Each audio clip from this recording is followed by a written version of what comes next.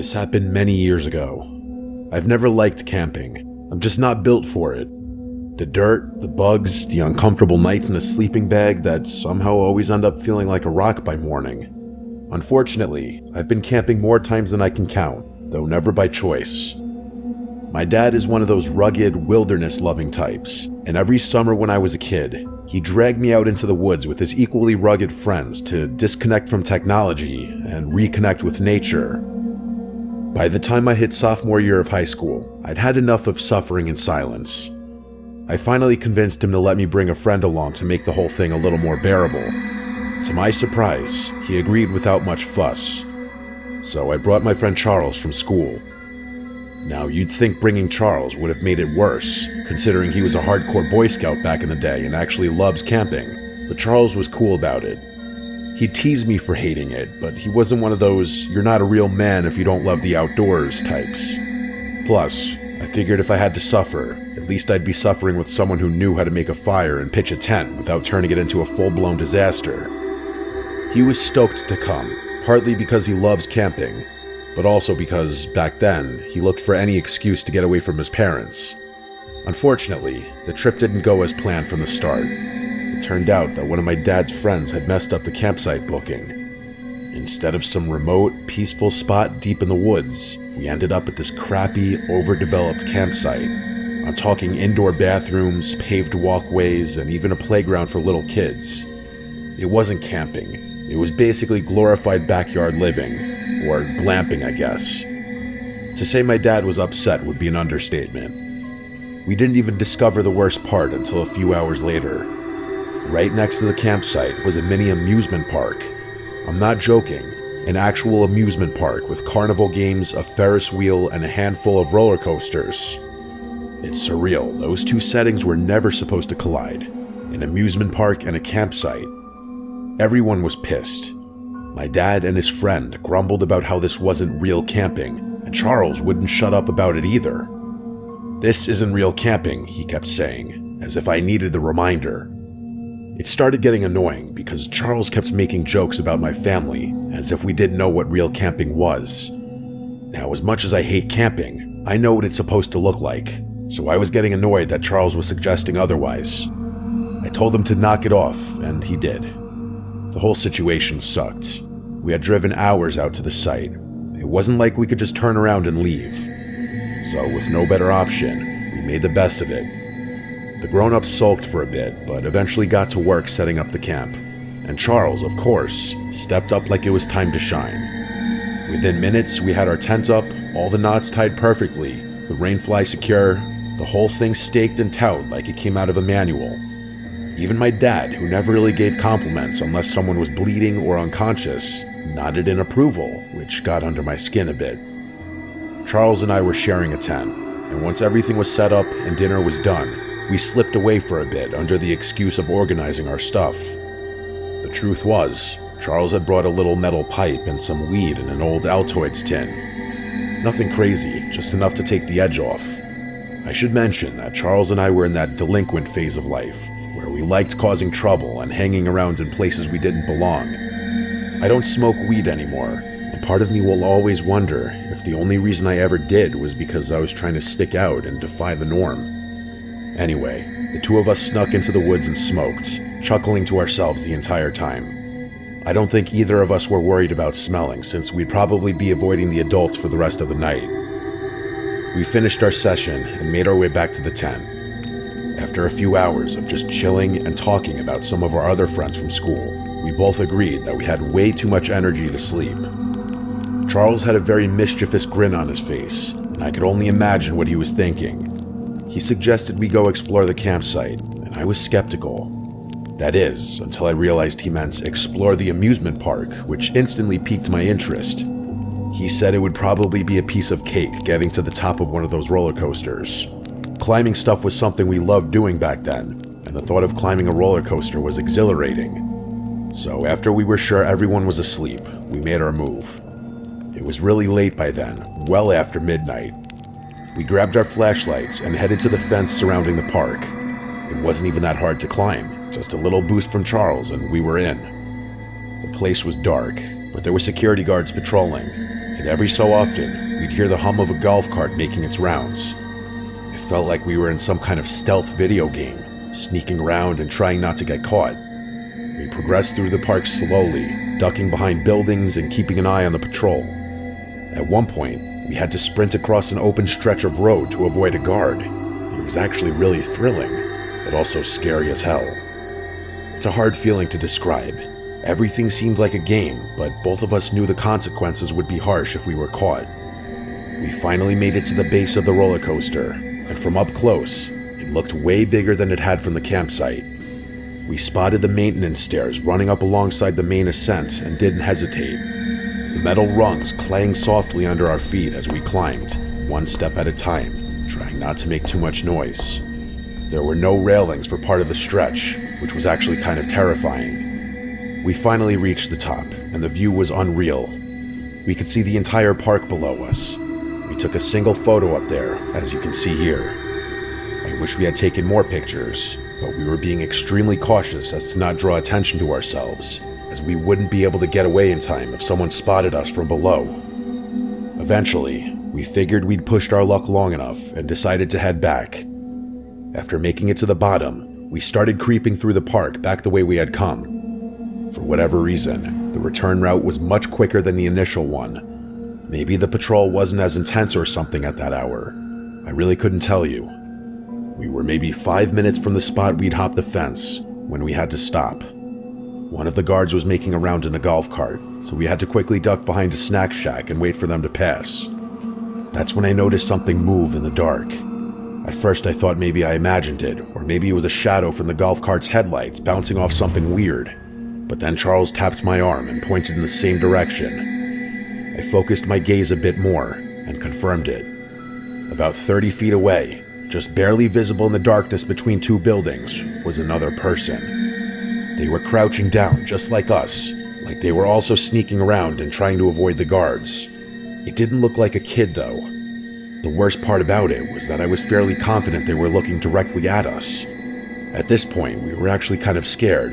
Between the patrolling guards and now this, the situation was getting a little overwhelming. As much as we wanted to, we still couldn't move. The guards still hadn't passed yet. I kept my eyes glued to the figure, and they actually started moving. They darted across a patch of open ground and right through the little spill of light coming from a nearby street lamp. For a split second, I saw him clearly. It was a man like I suspected. He was wearing tattered clothing and had this really awkward stride like he was injured or disfigured, but none of that was as unsettling as the dark liquid smeared across his face. It looked like blood. Charles saw it too, and the two of us exchanged a really terrified look. Eventually the man ducked out of sight. The guard finally passed us and we kept moving. We didn't say a word as we made our way back to the fence. I kept checking over my shoulder every few seconds, convinced we were being followed, but no one was there. We made it back to the fence, scaled it the same way we came in, and dropped down on the other side.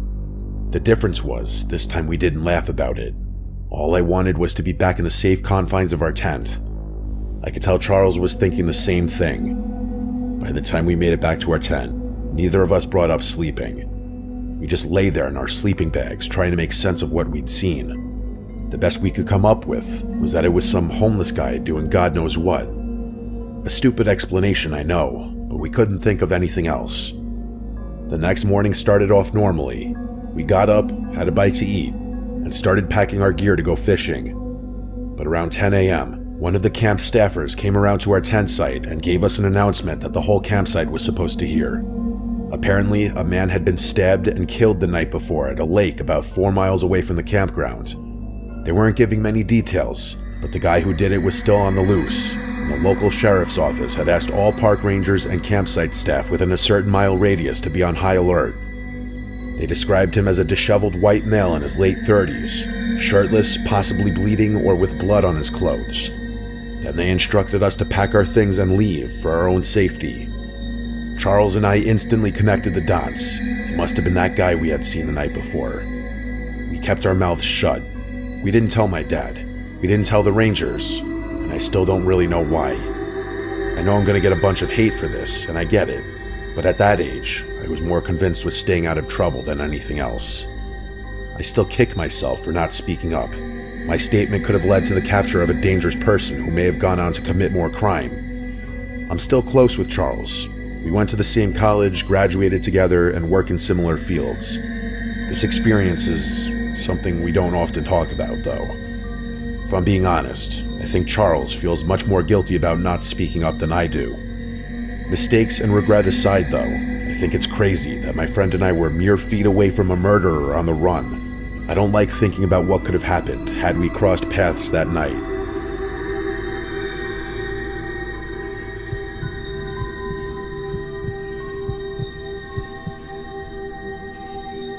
This happened back in October of 2016, right when that weird clown hysteria was all over the news.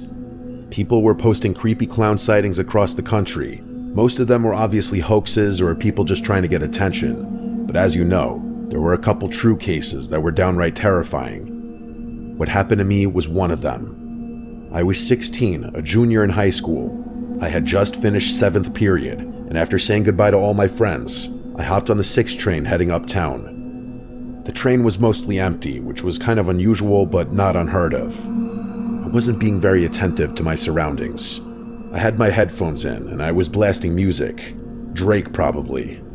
To make matters worse, I was reviewing chem flashcards on my phone, so I was about as unaware as humanly possible. Never a good idea when traveling alone, but I knew the area well enough to know I'd probably be fine. I was planning to get off at 96th, then walk home from there. Nothing unusual, just a regular Wednesday. But things went downhill really fast. We arrived at 96th, and I jumped out of my seat instinctively, barely even looking up to make sure it was the right station. That train ride was something I had done so many times that the routine had become second nature. Getting on and off was like a reflex. With my head still buried in my phone and my music still blasting in my ears, I made my way over to the doors. But as soon as they slid open, I realized out of the edge of my vision that something was obstructing my path. I looked up and realized some guy had stepped directly into the doorway, only it wasn't a normal person. It was a clown. He was wearing the full getup. Oversized rainbow pants, a baggy yellow shirt with red suspenders, giant red shoes, and this exaggerated white makeup smeared across his face. Red nose, blue eyebrows, the whole cartoon nightmare. The only thing missing was the wig. I was literally frozen in shock at the sight of him. Not only was I caught completely off guard, but until then, I had never been in such close proximity to something so bizarre. He didn't say anything, he just stood there, not trying to get on the train, but clearly preventing me from getting off. I snapped out of my haze and realized I had a good 5 seconds before the doors would close, so I had to do something. I tried to brush past him, but the literal moment I made contact with him, he leaned down in one fluid motion like he was trying to make sure we were face to face. Before he could grab or restrain me, I sprinted past him, and that's when he lurched forward in an attempt to tackle me. I dodged him and continued running, and he started chasing me. It was terrifying. There was no one else around, and I was being chased by a killer clown. The 96th Street station is relatively quiet in the early afternoon, so I was essentially on my own. I shot a glance behind me and saw him pursuing me, only his stride wasn't normal. He was running with this jerky motion like his limbs were disproportionate, but I was much more focused on what was now in his hand. It was what looked like a kitchen knife. I didn't know where he had been hiding it or what his intentions were, but I didn't care. I ran up the stairs and out of the station, and immediately reported the situation to the police. He didn't follow me onto the street, but I was still pretty shaken up. The police sent someone down to the station, but he was gone by then. Even after talking to the police and being reassured that I was safe, I couldn't get the irrational thought out of my head that he somehow knew where I lived and was going to track me down later. But that obviously didn't happen. In fact, nothing else ever happened at all. I wouldn't be surprised if my story ended up on the news as one of the many strange clown encounters of 2016, although I can't say for sure. It took me a few weeks to fully get over this experience.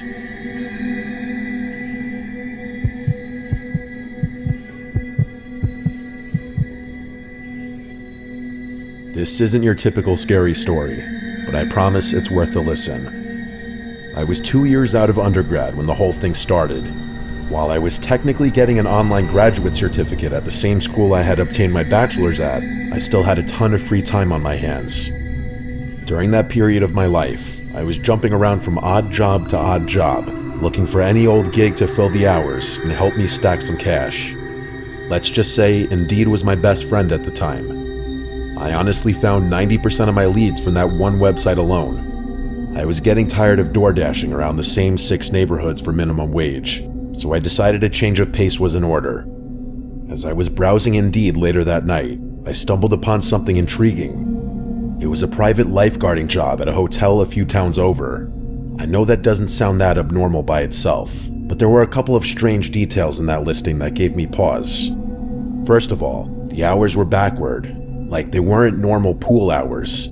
You'd expect a typical hotel pool to open sometime in the morning and close sometime in the evening, with maybe a few hours of downtime in the middle of the day, right? Well, this was the opposite, damn near exactly. They wanted someone to operate and supervise a swimming pool from 5 p.m. to 1 a.m. during the week. It was basically a night shift for a pool. That wasn't the strangest thing, though. The requirements explicitly requested an individual who didn't speak Spanish. Let me repeat that. They specifically wanted someone who didn't speak Spanish. Here was the problem. I'd been speaking Spanish since I was a little kid. I'm literally half Mexican. The town the hotel was based in was predominantly populated by Spanish-speaking Americans too, so that requirement didn't make much sense to me. In fact, nothing about the listing made sense to me.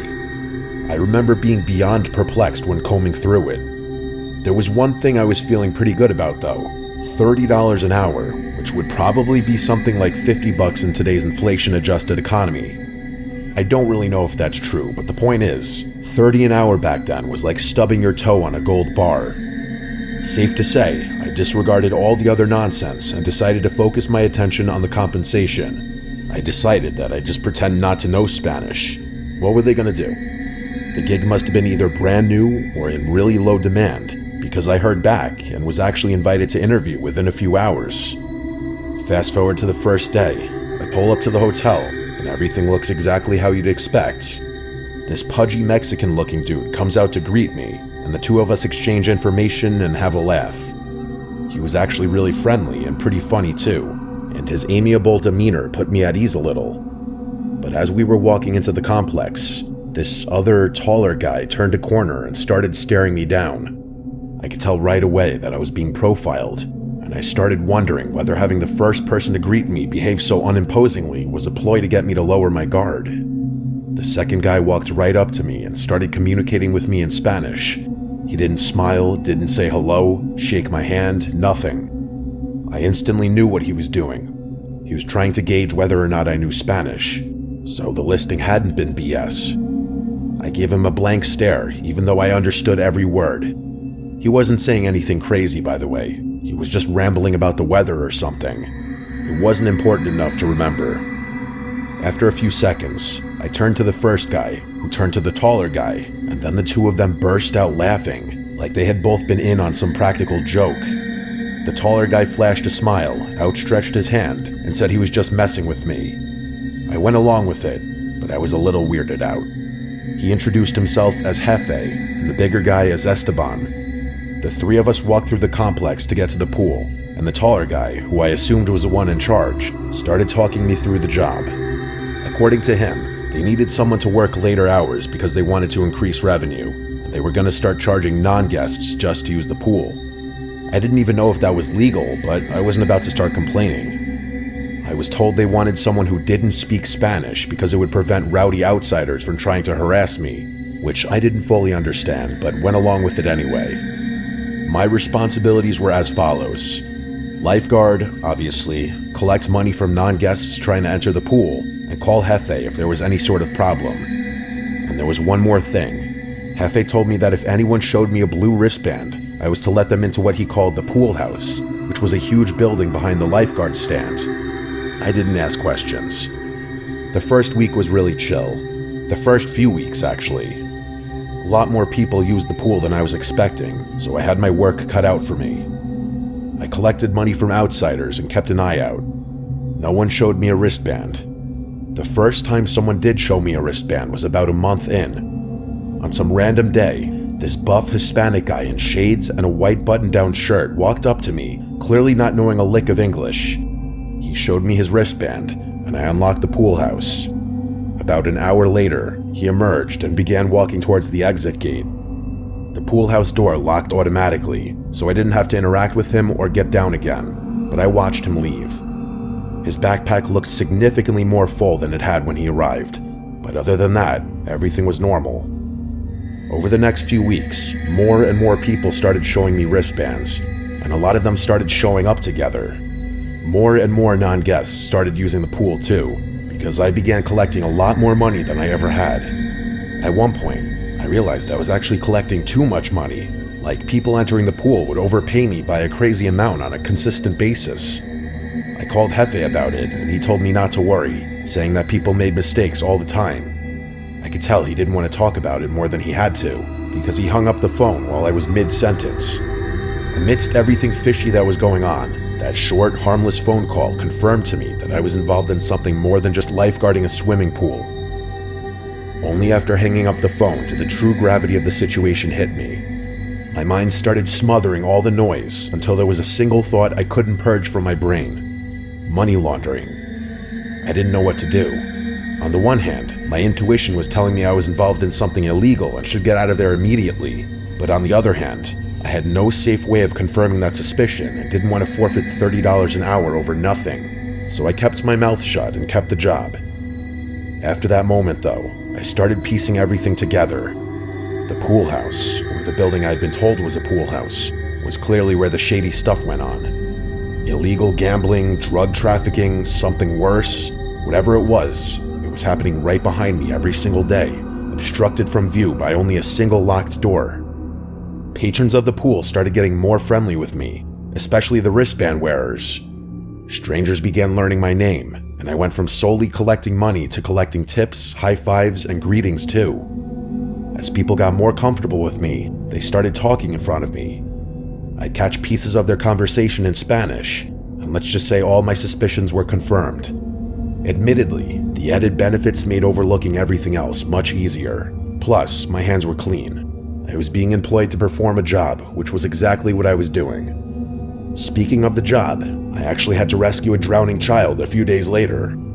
He wasn't anything overly heroic, just a kid who strayed too far into the deep and clearly couldn't swim. But when I returned to the surface of the pool, everyone gave me a standing ovation. It was a really unique feeling. After that, Jefe actually came down from wherever in the hotel he had been and thanked me personally for doing such a good job lifeguarding. He said he owed me his life, which I didn't understand until I realized the kid I saved was actually his son. The next day, Jefe, Esteban, and a bunch of other dudes, some of whom I recognized as wristband wearers, were all waiting at the gate to greet me with a glass of wine. That obviously felt great, but the good feeling didn't last. After everyone toasted me, one of the men made a toast in Spanish. I don't remember what was said verbatim, but it was not a pleasant speech. He was basically toasting all the money they were making and all the, quote, lives they were destroying, whatever that meant.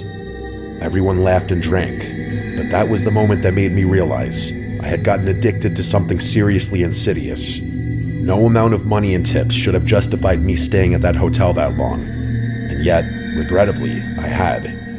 The next day, my mom called me while I was at the pool. I'm not going to get into it, but my mom, rest her soul, never called me unless it was something really important, so I had to answer. I got down from my stand and went over to what I thought was a private little alcove so I could have some privacy. My mom only ever spoke Spanish, so naturally I had to talk to her in Spanish. I don't remember what she called me about. What I do remember is that after hanging up and turning to head back to the pool, Esteban was standing directly in my path, staring at me. He did not look like that same friendly guy I had met on my first day at the pool. After a really awkward pause, he asked how long I knew Spanish. I played dumb, saying I was just practicing it with a friend and wanted to learn, but I knew he saw right through me. He just kept staring at me like he was contemplating something. My heart started racing, and I felt like he was debating whether or not to harm me.